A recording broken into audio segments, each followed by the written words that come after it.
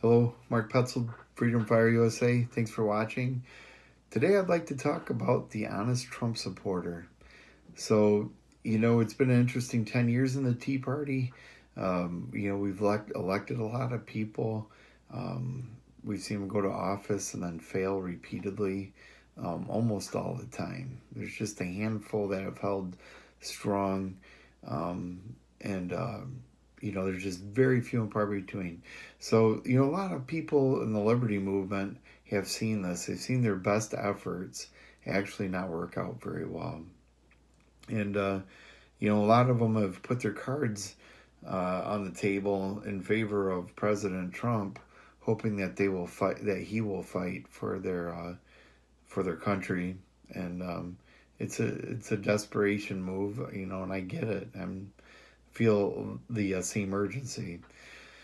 So, but there's people that will sit and argue with me repeatedly, stating the case.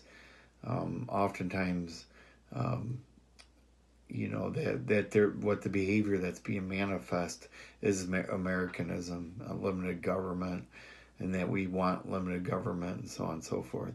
So there's that group of people, and they're very vocal, and those are the ones you see. And then there's another group that, um, you know, they just don't say very much. A lot of times when I'm having a good conversation on a personal level, um, the conversation will go down the path of, you know, America just will not be what it used to be.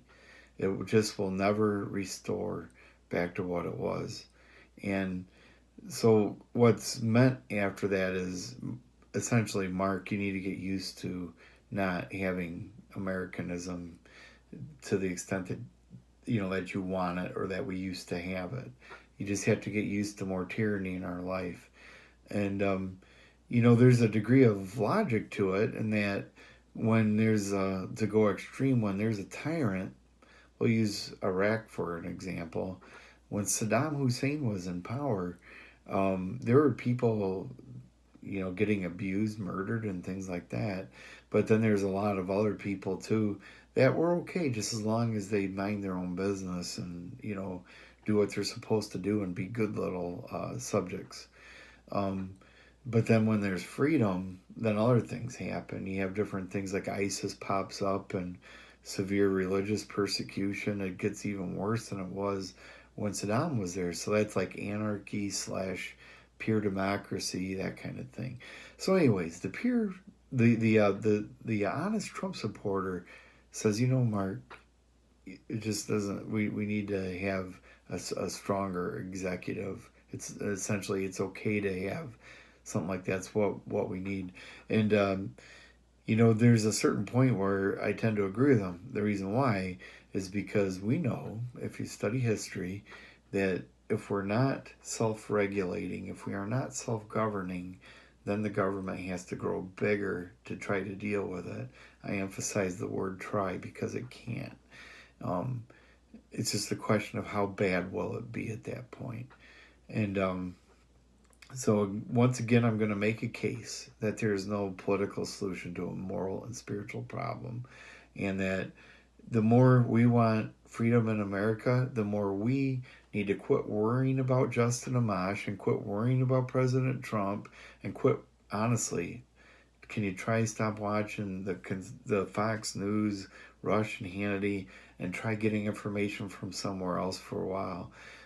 Consider not repeating the same thing over and over again. I mean, don't you get sick of it after a while? There's a lot of discovery, a lot of positive things that can happen when we research where our rights come from, and that would be God, and how we can apply those um, rights and freedoms in culture and in government, and be a salt to the world, salt and light to the world, and have a positive impact. So I hope you listen to this. I hope you enjoy it, and it stimulates you to dig a little bit further and think maybe perhaps a little differently than you did before. I appreciate your feedback. And God bless you, God bless us, and God help us restore America. Thank you.